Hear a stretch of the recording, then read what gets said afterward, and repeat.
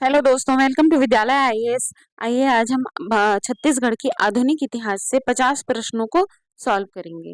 ठीक है, तो पहला प्रश्न है, शिक्षा मंत्री के रूप में साइमन कमीशन का विरोध किसके द्वारा किया गया था? शिक्षा मंत्री के रूप में किसके द्वारा किया गया था? डॉक्टर ई राघवेंद्र राव। ठीक है। सेकंड है, ई राघवेंद्र राव प्रथम बार मध्य प्रांत एवं बरार के मुख्यमंत्री बने थे। तो ई राघवेंद्र राव के बारे में एक और बात याद रखना है कि ये मध्य प्रांत एवं बरार सीपीएन बरार के पहले मुख्यमंत्री बने थे। कब बने थे? 1927 में। ठीक है।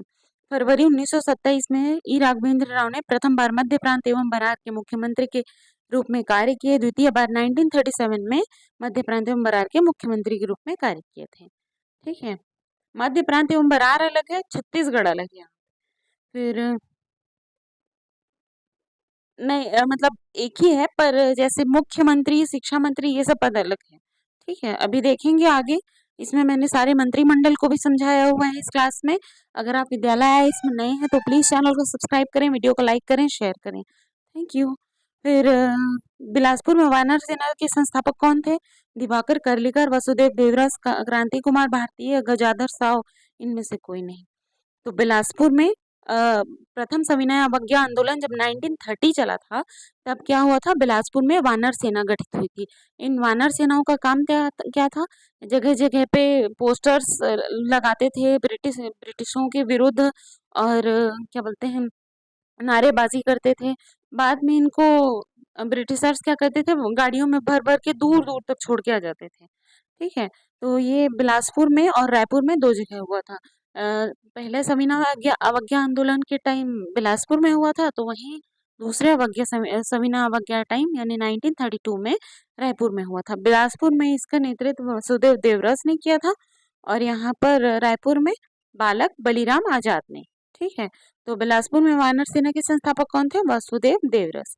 बिलासपुर में वानर सेना का गठन 1930 में वसुदेव देवरस के नेतृत्व में किया गया, जो प्रथम सविनय अवज्ञा आंदोलन का एक भाग था।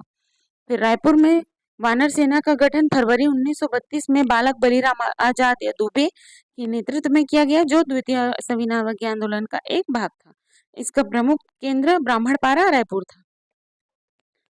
ठीक है। अगला क्वेश्चन है, छत्तीसगढ़ में सविनय अवज्ञा आंदोलन के दौरान वानर सेना का गठन किसने किया था? इसका आंसर अभी मैंने बताया है, आप मुझे कमेंट बॉक्स में इसका आंसर जरूर बताएं। और आंसर बताने से पहले क्वेश्चन नंबर भी लिख दें, जैसे 4, फिर अल्प विराम, फिर जो आंसर है ABCD, जो भी। ठीक है।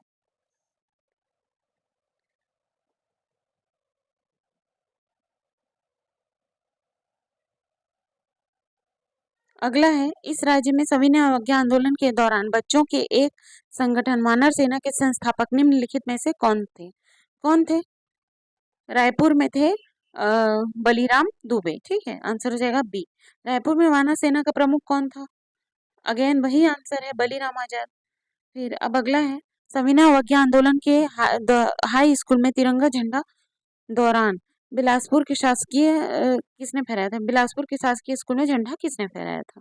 तो क्या हो रहा था, जब सविनय अवज्ञा आंदोलन हो रहा था, तो जगह जगह जगह पे जो ब्रिटिशर्स के झंडे थे उसे हटाकर तिरंगा फहराया जा रहा था। ठीक है, तिरंगा झंडा फहराया जा रहा था। तो कहाँ पे किसने फहराया, ये क्वेश्चन भी आता है।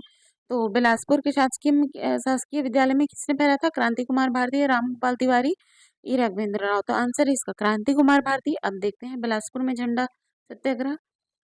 बिलासपुर में शासकीय स्कूल हाई स्कूल में झंडा फहराना तिथि थी 8 अगस्त 1930, यानी कि पहले सविनय अवज्ञा आंदोलन के टाइम पे झंडा फहराया गया था। घटनाक्रम क्या था? सविनय अवज्ञा आंदोलन के दौरान बिलासपुर के शासकीय हाई स्कूल में तिरंगा क्रांति कुमार भारती ने फहराया था। झंडा उतारने के कारण छात्रों ने पुलिस का घोर विरोध किया। इस कृत्य में कालीचरण नामक व्यक्ति को कारावास की सजा मिली थी। ठीक है। ये कालीचरण नामक व्यक्ति नाम इसीलिए मेंशन किया गया है इसमें, क्योंकि पर्सनैलिटी से भी क्वेश्चन आता है। आपको पूछ देगा कालीचरण नामक व्यक्ति किस घटना से मतलब जुड़े हुए हैं। तो किस घटना से जुड़े हुए हैं? झंडा फहराने वाली घटना से। ठीक है। इस राज्य में सविनय अवज्ञा आंदोलन के दौरान निम्नलिखित में से किस स्थान में टाउन हॉल पर तिरंगा फहराया गया था? कहाँ पे टाउन हॉल में तिरंगा फहराया गया था? बिलासपुर के टाउन हॉल में तिरंगा फहराया था। ठीक है। अगला है छत्तीसगढ़ में सविनय अवज्ञा आंदोलन के संबंध में निम्नलिखित में से कौन से कथन सत्य हैं? इस आंदोलन के दौरान गांधी जी छत्तीसगढ़ की यात्रा किए थे। सत्य कथन है, पूछ रहे हैं ना। अनेक जगह पर जंगल सत्याग्रह आयोजित किए गए। शराबबंदी के लिए कुछ दुकानों पर हिंसक घटनाएं हुई थी। देखिए, गांधी जी का प्रथम प्रवास 1920 में हुआ था, 20 दिसंबर 1920 को। द्वितीय प्रवास द्वितीय सविनय अवज्ञा आंदोलन के टाइम पे हुआ था 1933 में, ठीक है। तो गांधी जी का छत्तीसगढ़ प्रवास प्रथम सविनय अवज्ञा आंदोलन में नहीं है।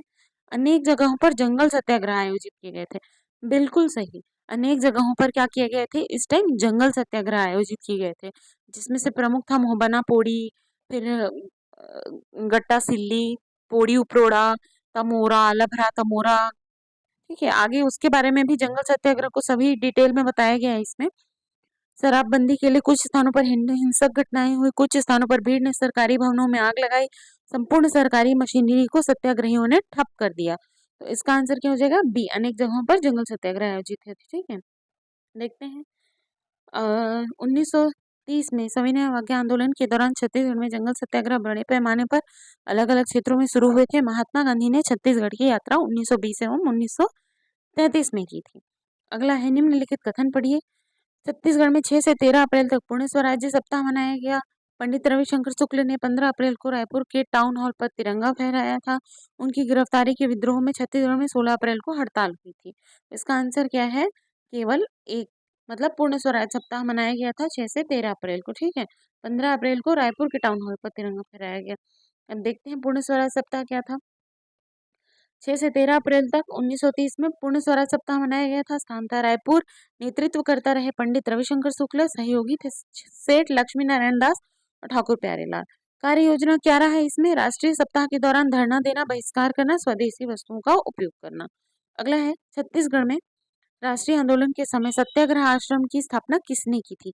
सत्याग्रह आश्रम पूछ रहे हैं, ठीक है। इसका आंसर है पंडित सुंदरलाल शर्मा। इन्होंने क्या किया था? सत्याग्रह आश्रम की स्थापना की थी, ठीक है। रायपुर में सत्याग्रह आश्रम की स्थापना की गई थी और धमतरी में भी सत्याग्रह आश्रम की स्थापना की गई थी, ठीक है। दोनों जगह एक तो फरवरी 1921 यानी कि लगभग लगभग असहयोग आंदोलन के टाइम पे रायपुर में सत्याग्रह आश्रम की स्थापना हुई। फिर धमतरी जो कि इनका मतलब गृह क्षेत्र भी था, ठीक है, गृह क्षेत्र रहा है इनका, इसलिए वहां पे भी 1930 यानी प्रथम सविनय अवज्ञा आंदोलन के दौरान क्या किया था इन्होंने? सत्याग्रह आश्रम की स्थापना की थी। सहायक कहाँ पे स्थापना की थी? तो नथुजी जगताप के ही घर पे ही की थी, ठीक है। अगला है निम्नलिखित में से किसने रायपुर में सत्याग्रह आश्रम की स्थापना की? इसका आंसर आप मुझे कमेंट बॉक्स में जरूर बताएं, अभी मैंने बताया है। अगला है निम्नलिखित में से किसने धमतरी में 1930 में नमक सत्याग्रह का नेतृत्व किया था? नमक सत्याग्रह 1930 में क्या किया था गांधी जी ने? दांडी यात्रा करके नमक कानून तोड़ा था। इसे ही पूरे इंडिया में अपने अपने तरीके से जैसे भी बन पा रहे लैब में बना के या फिर कुछ करके हर जगह पे नमक कानून का विरोध किया जा रहा था, ठीक है। क्योंकि नमक एक बहुत ही बेसिक चीज है, इस पे अगर टैक्स बढ़ता है तो फिर ये आम जनता तो ले ही नहीं पाएगी, कंज्यूम कर ही नहीं पाएगी, ठीक है। तो इससे इसीलिए नमक का क्या नमक सत्याग्रह किया जा रहा था, ठीक है। तो धमतरी में इसका विरोध किसने किया था? नारायण राव मेघावले ने किया था, ठीक है। छत्तीसगढ़ में नागरिक असहयोग आंदोलन के दौरान पांच पांडवों में अर्जुन कौन थे? देखिए, जब असहयोग आंदोलन गठित हो रहा था तो पांच पांडव जब असहयोग आंदोलन का टाइम चल रहा था तो छत्तीसगढ़ में क्या हुए थे? पांच पांडवों का वो किया गया था। अ, पांच पांडव चुने गए थे, ठीक है। पांच पांडव मतलब कुछ आंदोलनकर्ता ही थे, उन्हें क्या किया गया था? पांच पांडवों की संज्ञा दी गई थी, जिनमें से अर्जुन कौन थे? वामनराव लाखे, लक्ष्मी नारायण दास, ठाकुर प्यारेलाल। ठाकुर प्यारेलाल कौन थे? अ, अर्जुन थे, ठीक है। अब देखते हैं पांच पांडव किसको किसको कहते थे। युधिष्ठिर कहते थे वामनराव लाखे को, भीम यानी लक्ष्मी नारायण दास, भीम लक्ष्मी, ठीक है। और अर्जुन थे ठाकुर प्यारेलाल, अर्जुन ठाकुर करके याद कर लीजिएगा, अर्जुन ठाकुर। नकुल मौलाना अब्दुल रऊफ, ठीक है, मौलाना अब्दुल रऊफ। सहदेव शिवदास डागा, आज भी रायपुर में मौलाना अब्दुल रऊफ वार्ड है एक, ठीक है, सहदेव शिवदास डागा। फिर अगला है सविनय अवज्ञा आंदोलन के दौरान रायपुर में जिला काउंसिल कब भंग की गई? 6 जून 1930, 12 जून 1930, 15 अप्रैल 1930 या फिर 29 मई 1930? कब की गई थी? 12 जून 1930 को भंग की गई थी। ठीक है, जिला काउंसिल भंग की गई थी। सविनय अवज्ञा आंदोलन के दौरान के समय रायपुर जिला काउंसिल 11 नवंबर 1930 को 3 वर्ष के लिए स्थगित कर दी गई थी। अगला है, सविनय अवज्ञा आंदोलन के समय बिलासपुर के शासकीय हाई स्कूल के भवन पर छात्रों ने कब तिरंगा झंडा फहराया था? अब भी हमने जो शुरू-शुरू के क्वेश्चन थे उसमें भी ये बात देखा था, किसने फहराया था? क्रांति कुमार भारती। कौन गिरफ्तार हुआ? कालीचरण। तो कब फहराया गया था? ये फहराया गया था 4 अगस्त 1930 को। अगला है, धमतरी तहसील के जंगल सत्याग्रह में मिंदू कुमार को कब पुलिस ने गोली मारी थी? मिंदू कुमार कब कब पुलिस ने गोली मारी थी? सितंबर 1930 को।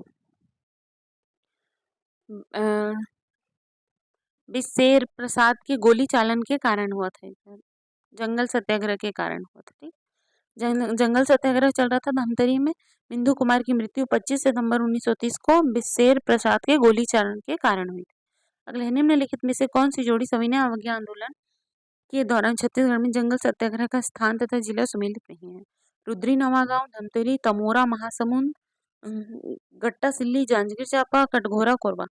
देखिए, गड्ढा सिल्ली जांजगीर चांपा नहीं है। गट्टा सिल्ली कहाँ है? ये भी धमतरी में ही तो पड़ता था। दयावती ने किस स्थान पर जंगल सत्याग्रह में हिस्सा लिया? दयावती तमोरा सत्याग्रह में बहुत ही फेमस पर्सनैलिटी रही हैं, जिसने एसडीओ को, वहाँ के एसडीओ को जो जंगल सत्याग्रह करने से रोक रहा था उसको थप्पड़ मारा था। ठीक है, तो तमोरा छत्तीसगढ़ की गट्टा सिल्ली सत्याग्रह के प्रमुख नेता कौन थे? गट्टा सिल्ली सत्याग्रह के नारायण राव मेघावले, नथुजी जगताप। तो नारायण राव मेघावले और नथुजी जगताप दोनों रहे हैं। गट्टा सिल्ली कहाँ है? धमतरी में। धमतरी में कुछ भी होगा ना तो 4-5 लोगों के नाम एकदम कंठस्थ करके याद कर लीजिएगा। अगर एग्जाम में नहीं भी आ रहा है ऑप्शन में, मतलब समझ में ऑप्शन, तो फिर आप एलिमिनेशन मेथड से बना लेंगे। धमतरी में कुछ भी हो रहा है तो कौन करेगा? नथुजी जगताप, नारायण राव मेघावले, बाबू छोटेलाल श्रीवास्तव या फिर पंडित सुंदरलाल शर्मा। ठीक है, और एक दो लोग हैं, उन सभी के नाम आप याद कर लीजिएगा। रायपुर में कुछ हो रहा है तो कौन करेगा? पंडित रविशंकर शुक्ला, वामन राव लाखे। रायपुर में बहुत सारी पर्सनैलिटीज आ जाती हैं, तो आप सभी जगह के पर्सनैलिटी को भी लोकेट करके अपने दिमाग में अच्छे से याद रखिएगा। इससे क्या होगा कि अगर कोई क्वेश्चन में हम फंस भी रहे होते हैं ना, तो फिर उस मेथड से हम निकल जाते हैं वहां से। सविनय अवज्ञा आंदोलन के दौरान इस राज्य के निम्नलिखित में से किस स्थान पर सितंबर 1930 में जंगल सत्याग्रह हुए थे? सितंबर 1930 बोला है तो तमोरा सत्याग्रह। ठीक है, सविनय अवज्ञा आंदोलन के दौरान दयावती बाई किस स्थान की सत्याग्रही रही? अभी हमने बताया तमोरा सत्याग्रह। तमोरा कहाँ पड़ता है? ये महासमुंद जिले में पड़ता है। ठीक है, सविनय अवज्ञा आंदोलन के दौरान दयावती बाई ने महासमुंद के तमोरा नामक स्थान से जंगल सत्याग्रह में महत्वपूर्ण भूमिका अदा की। इस सत्याग्रह में 9 सितंबर 1930 को दयावती ने मार्ग अवरुद्ध कर रहे ब्रिटिश अधिकारी को तमाचा मारा था। फिर अगला है, सविनय अवज्ञा आंदोलन के दौरान इस राज्य में निम्नलिखित में से किस जंगल सत्याग्रह में दयावती नामक एक महिला ने पुलिस अधिकारी को थप्पड़ मारा? इसका आंसर आप मुझे कमेंट बॉक्स में जरूर बताएं। अगला है, 1930 में तमोरा वन सत्याग्रह के सूत्रधार कौन थे?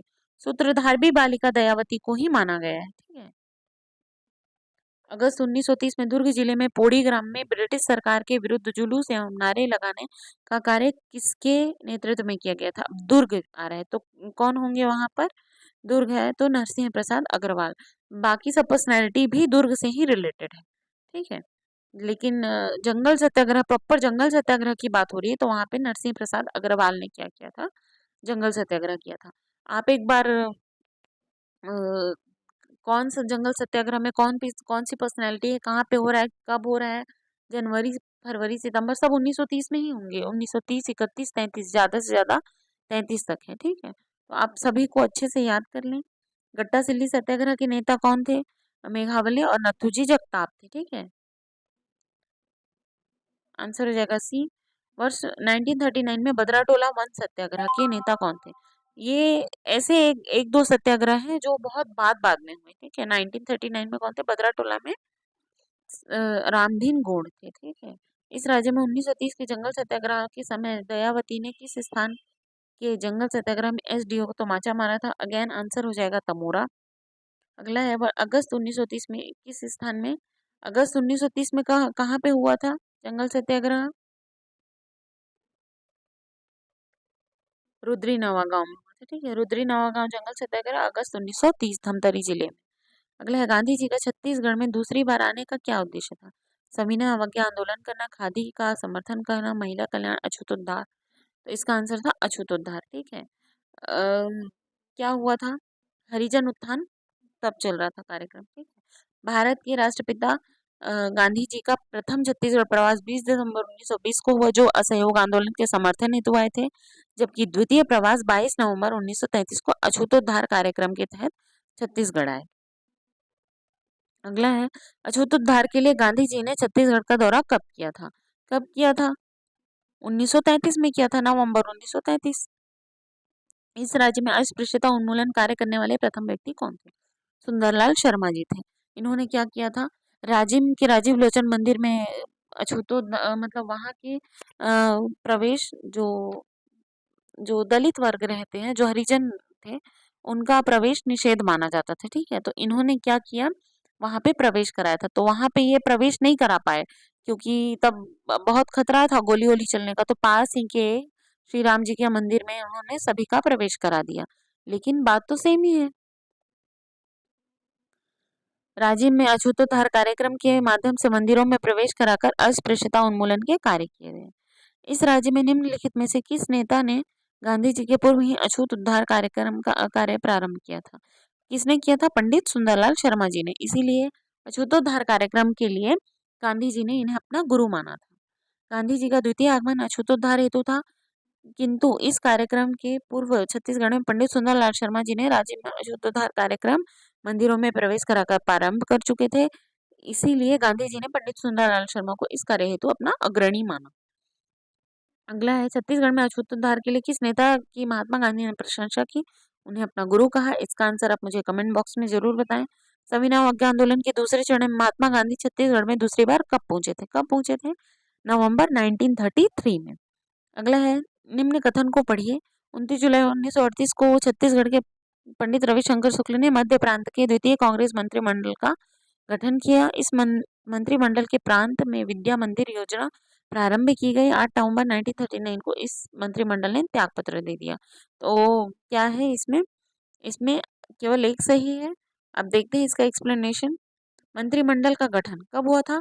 14 जुलाई 1937 को हुआ था। मुख्यमंत्री थे डॉक्टर नारायण भास्कर खरे।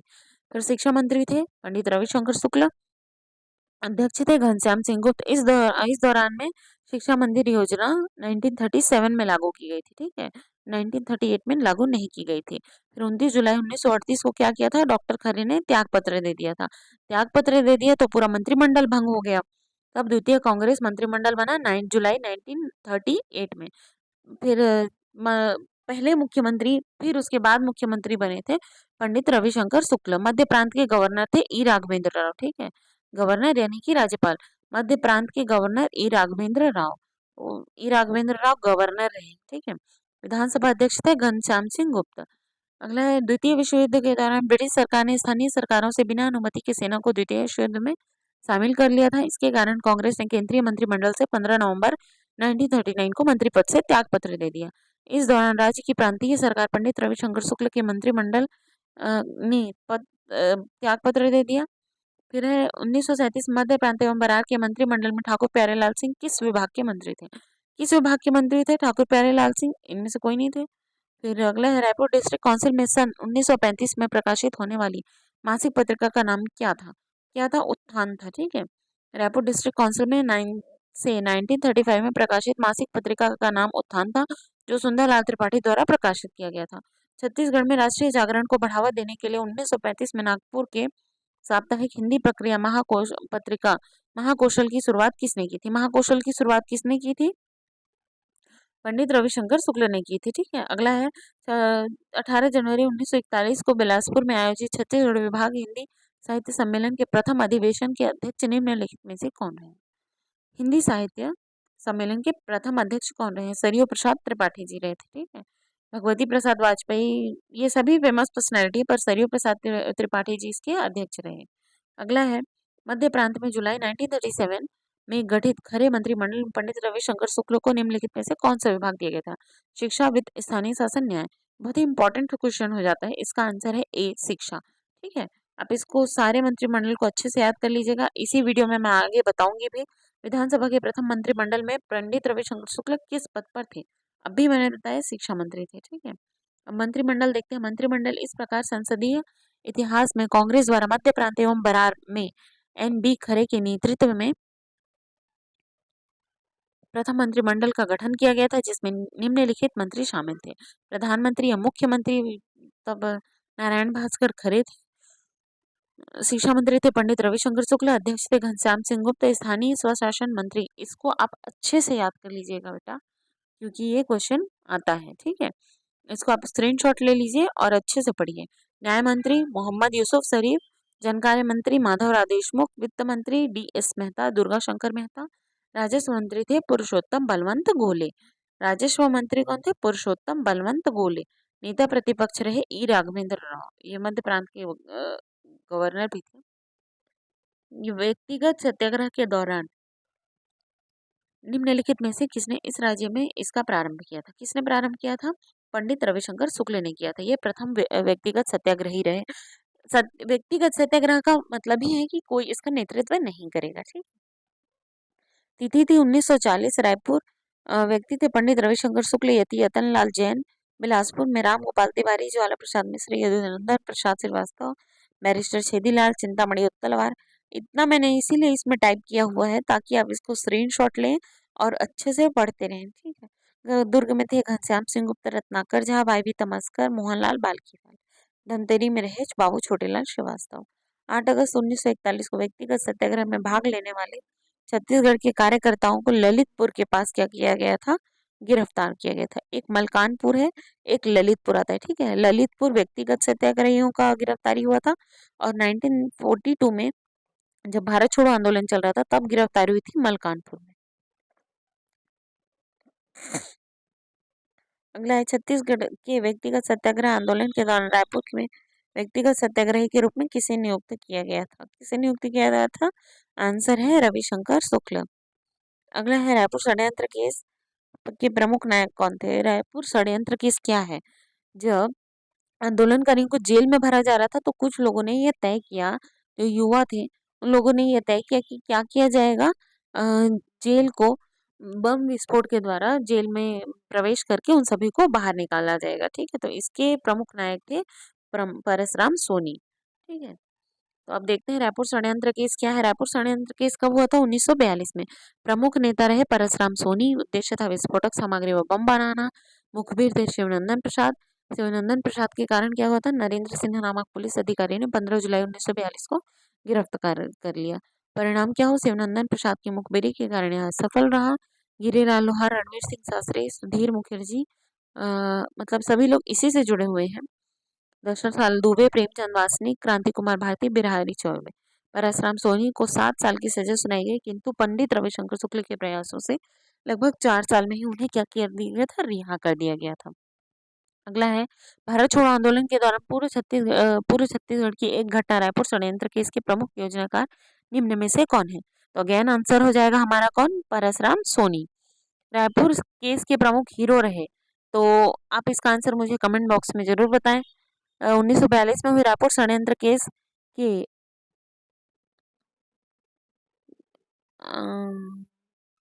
वही है नायक कौन थे? तो आंसर हो जाएगा इसका भी परसराम सोनी। छत्तीसगढ़ में भारत छोड़ो आंदोलन के पूर्व घटित रायपुर षड्यंत्र केस में विस्फोटक बनाने का प्रशिक्षण देने वाले निम्नलिखित में से कौन था? कौन थे? सुधीर मुखर्जी ने क्या किया था? सबको प्रशिक्षण दिया था, ठीक है, कि ऐसे ऐसे करेंगे तो विस्फोटक सामग्री बम बन जाएगा। इसमें ये लोग क्या करते थे? 2 कागज के बीच फास्फोरस को थोड़ा रगड़ के उसको बंद कर देते थे। फिर उसको लेटर के माध्यम से किसी को भी भेजते थे, तो जैसे ही वो खुलता था तो वो छोटा-मोटा ब्लास्ट होता था, ठीक है। लेकिन ज़्यादा धमाका नहीं होता था, पर डराने के लिए उतना ही काफ़ी था। अगला है रायपुर षड्यंत्र केस के नायक कौन थे? अगेन वही आंसर हो जाएगा परसराम सोनी। फिर लास्ट क्वेश्चन हमारे निम्नलिखित में से किसके साथ छत्तीसगढ़ के परसराम सोनी जी का नाम जोड़ा जाता है? किसके साथ? रिवॉल्वर बनाने, नेपा बने, अग्नि बम बनाने, बुलेट या गोलियां बनाने, धुआं फैलाने वाले बम बनाने, या सभी विकल्प सही हैं। तो देखिए विस्फोटक सामग्री में इनके ये सभी कार्य शामिल थे, ठीक है। ये रिवॉल्वर भी बनाते थे, बुलेट या गोलियां भी बनाते थे, बम बनाते थे, धुआं फैलाने वाले भी बम बनाते थे। अगर आपको ये वीडियो अच्छा लगा हो तो प्लीज़ विद्यालय को सब्सक्राइब करें, वीडियो को लाइक करें, शेयर करें। Thank you.